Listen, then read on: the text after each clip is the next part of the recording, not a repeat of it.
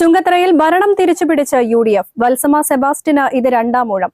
അവിശ്വാസത്തിലൂടെ പുറത്തായ ശേഷം വീണ്ടും പ്രസിഡന്റ് സ്ഥാനത്ത് തിരിച്ചെത്തുന്ന പ്രസിഡന്റ് എന്ന അപൂർവ നേട്ടവും വത്സമ സെബാസ്റ്റ്യന് സ്വന്തമായി. ഇന്ന് 11 മണിക്കാണ് പ്രസിഡന്റ് തെരഞ്ഞെടുപ്പ് നടന്നത്.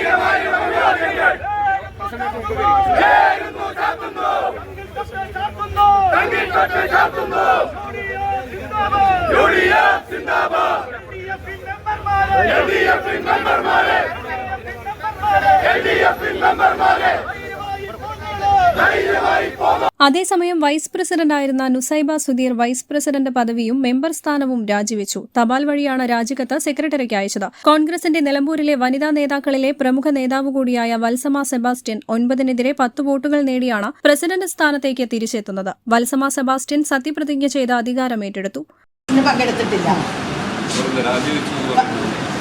നുസൈബ സുധീർ രാജിവെച്ചോ?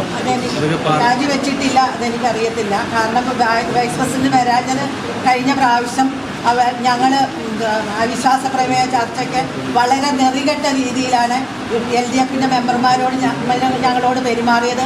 കാരണം ചാണകവും മൂത്രവും എല്ലാം കെട്ടുകണക്കിന് കൊണ്ടുവന്ന് ഞങ്ങളുടെ എല്ലാ ശരീരത്തൊഴിച്ച് അതിൽ എന്തോ പൊടി ഞങ്ങൾക്ക് മയങ്ങാനുള്ള ഒരു പൊടിയും കൂടെ കലർത്തിയിരുന്നു. അങ്ങനെ ഞങ്ങളുടെ കൂടെയുള്ള 2-3 മെമ്പർമാരെ കുപ്പി കൊണ്ട് എറിഞ്ഞ് അതുപോലെ തലയ്ക്ക് പരിക്കേറ്റു. ഒരാൾ ബോധം കെട്ടത് കഴിച്ച് ഹോസ്പിറ്റലിൽ അഡ്മിറ്റ് ആക്കേണ്ടി വന്നു. അതുകൊണ്ട് ജീവനെ പേടിച്ചിട്ടാണ് ആ മുൻ വൈസ് പ്രസിഡന്റ് ഇതിൽ പങ്കെടുക്കാതിരുന്നത്. 2.5 വർഷം മുമ്പ് കുതിരക്കച്ചവടത്തിലൂടെ CPM ചുങ്കത്തറയിൽ കുഴിച്ചുമൂടിയ ജനാധിപത്യത്തെ ഇന്ന് ചുങ്കത്തറയിൽ തിരിച്ചുപിടിക്കാൻ ഞങ്ങൾക്ക് സാധിച്ചിരിക്കുന്നു. ഐക്യ ജനാധിപത്യ മുന്നണിയെ സംബന്ധിച്ച് അഭിമാനകരമായ വിജയമാണ്. പ്രത്യേകിച്ച് വലിയ രാഷ്ട്രീയ പ്രാധാന്യമുണ്ട്. നിലമ്പൂരിൽ ഒരു നിയമസഭാ ഉപതെരഞ്ഞെടുപ്പ് നടക്കാൻ പോകുന്നു. ആ നിയമസഭാ ഉപതെരഞ്ഞെടുപ്പിന്റെ ഒരു സെമി ഫൈനൽ മത്സരമായിട്ടാണ് ഞങ്ങൾ ഇതിനെ കാണുന്നത്. പിണറായി വിജയൻ എന്ന് പറയുന്ന കേരളം കണ്ട ഏറ്റവും വലിയ ഏകാധിപതിയായ മുഖ്യമന്ത്രിയുടെ ധിക്കാരത്തിനെതിരായിക്കൊണ്ട് ആ മുന്നണിയിൽ തന്നെ പാളയത്തിൽ പടയുണ്ടാക്കി പിണറായിസത്തിനെതിരായി പ്രതികരിച്ചുകൊണ്ട് ആ മുന്നണിയിൽ നിന്ന് പുറത്തു വന്ന ശ്രീ PV അൻവർ അദ്ദേഹം സ്വീകരിച്ച ഒരു രാഷ്ട്രീയ നിലപാടിന്റെ ഭാഗമായി പല മെമ്പർമാരും ഈ നിലമ്പൂരിൽ ആ പാർട്ടി വിട്ട് ഇടതുപക്ഷ ജനാധിപത്യ മുന്നണി വിട്ട് ഐക്യ ജനാധിപത്യ മുന്നണിയിലേക്ക് കടന്നു വരുന്ന ഒരു സാഹചര്യം ഉണ്ടായിട്ടുണ്ട്. അതിന്റെ ഭാഗമായിട്ടുള്ള സ്വാഭാവികമായ ഒരു ജനാധിപത്യ പ്രക്രിയയുടെ ഭാഗമായിട്ടുള്ള ഭരണമാറ്റമാണ് നിലമ്പൂരിൽ സംഭവിച്ചുകൊണ്ടിരിക്കുന്നത്. പക്ഷേ അതിൽ അസഹിഷ്ണുത പൂണ്ട് PV അൻവർ ex-MLA ആക്രമിക്കാൻ, അതോടൊപ്പം തന്നെ മാറി ജനാധിപത്യ ചേരിയിലേക്ക് വന്ന മെമ്പറെ ആക്രമിക്കാൻ, ഗുണ്ടായിസത്തിലൂടെയൊക്കെ അതിനെ പരാജയപ്പെടുത്താൻ, അക്രമം അഴിച്ചുവിട്ട് കലുഷിതമായ അന്തരീക്ഷം ഉണ്ടാക്കി ജനാധിപത്യത്തെ പരാജയപ്പെടുത്താൻ 18 അടവും പയറ്റി ഇന്ന് CPM പരാജയപ്പെട്ടിരിക്കുന്നു എന്നതാണ് ഈ തെരഞ്ഞെടുപ്പ് കഴിയുമ്പോൾ അതിന്റെ മൊത്തം റിസൾട്ട്.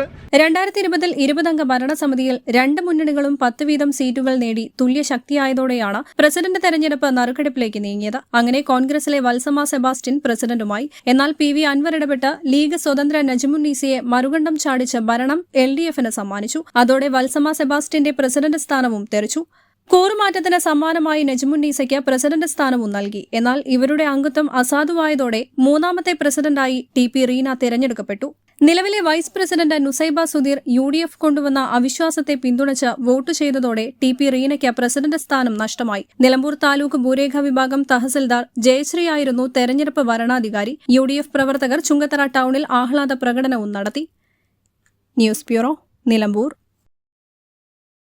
തലമുറകൾ സാക്ഷ്യം വഹിച്ച വിശ്വസ്ത പാരമ്പര്യവുമായി PAK Gold and Diamonds. Most trusted gold. PAK Gold and Diamonds.